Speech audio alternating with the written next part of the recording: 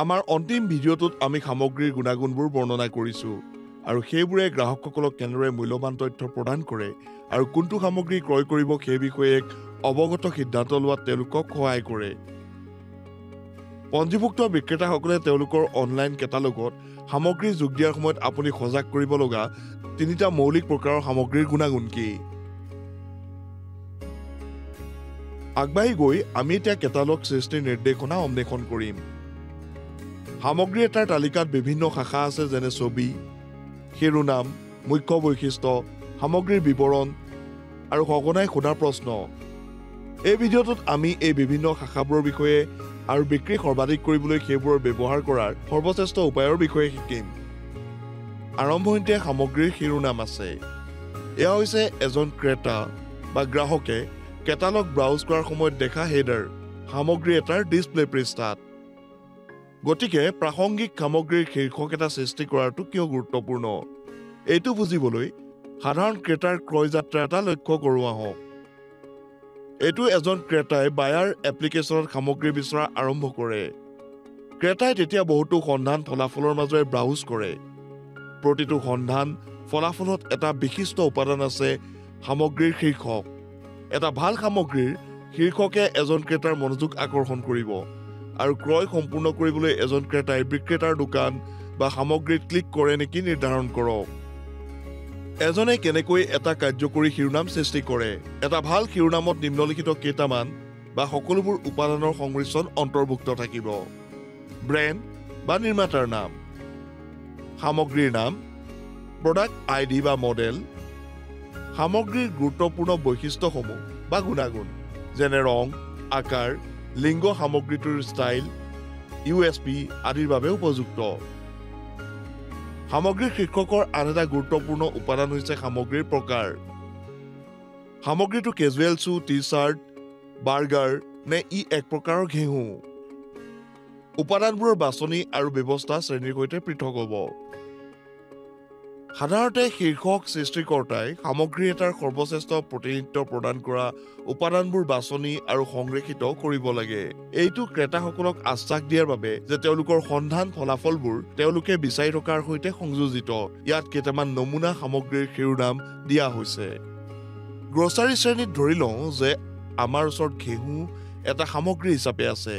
ইয়াত প্ৰাসংগিকতাৰ দ্বাৰা বাছনি কৰা গুণাগুণ বা উপাদানবোৰ ইয়াত আছে। সামগ্ৰীৰ নাম, যি হৈছে আটা, ব্ৰেণ্ড আশীৰ্বাদ, ইয়াৰ বিশেষত্ব গোটা ঘেঁহু, আকাৰ 10 কেজি। পৰামৰ্শ দিয়া শিৰোনাম, এই ক্ষেত্ৰত আশীৰ্বাদ গোটা ঘেঁহুৰ 10 কেজি বেগ। ফেশ্বন শ্ৰেণীত আমাৰ ওচৰত এটা সামগ্ৰী হিচাপে চাৰ্ট আছে। বাছনি কৰা প্ৰাসংগিক উপাদানবোৰ হ'ব পাৰে পিটাৰ ইংলেণ্ড, গুণাগুণবোৰ হ'ব পাৰে লিংগ, যি হৈছে পুৰুষ, ফিট, শ্লিম ফিট আৰু ৰং বগা।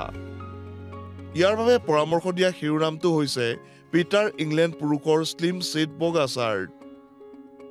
ইলেক্ট্ৰনিক্সত যদি আমি স্মাৰ্টফোন এটা লওঁ, প্ৰাসংগিক উপাদানবোৰ হৈছে ব্ৰেণ্ড, যি হৈছে এপল, মডেল যিটো হ'ব iPhone 12, মুখ্য সুবিধাবোৰ ৰঙৰ সৈতে, যিটো এই ক্ষেত্ৰত ক'লা, আৰু ষ্ট'ৰেজ, যি হৈছে 64 GB। ইয়াৰ শিৰোনাম হ'ব Apple iPhone 12 black 64 GB storage. সামগ্ৰীৰ শীৰ্ষক লিখোঁতে বিক্ৰেতা বা সামগ্ৰী শীৰ্ষক সৃষ্টিকৰ্তাসকলে মনত ৰাখিব লগা কেইটামান কথা আছে। 1. মূল্য যোগ নকৰা শব্দ পৰিহাৰ কৰক। 2. বানান বা ব্যাকৰণগত ত্ৰুটি পৰিহাৰ কৰক। আৰু 3. তথ্য বলপূৰ্বকভাৱে খাপ নোখোৱাব, বৰঞ্চ কেৱল প্ৰাসংগিক আৰু গুৰুত্বপূৰ্ণ তথ্যহে বাছনি কৰিব। গতিকে আপুনি কেটালগ সৃষ্টিৰ আন কি দিশ জানিব লাগিব আৰু বিক্ৰেতাসকলক সজাগ কৰিব লাগিব। আপুনি বিক্ৰেতাসকলক সামগ্ৰী এটাৰ মুখ্য বৈশিষ্ট্যবোৰ আলোকপাত কৰাৰ গুৰুত্বৰ বিষয়ে কোৱা উচিত। এইবোৰ হৈছে এটা সামগ্ৰী বা ব্ৰেণ্ডৰ বিক্ৰী প্ৰস্তাৱ। এজন বিক্ৰেতাই এজন ক্ৰেতাক কৰা বিক্ৰী পিছৰ দৰে ইয়াক চিন্তা কৰক। ইয়াত কেইটামান পৰামৰ্শ দিয়া হৈছে যাক এজন বিক্ৰেতাই সামগ্ৰীৰ প্ৰকাৰ বা শ্ৰেণীৰ প্ৰয়োজনীয়তা অনুসৰি বাছনি কৰিব পাৰে।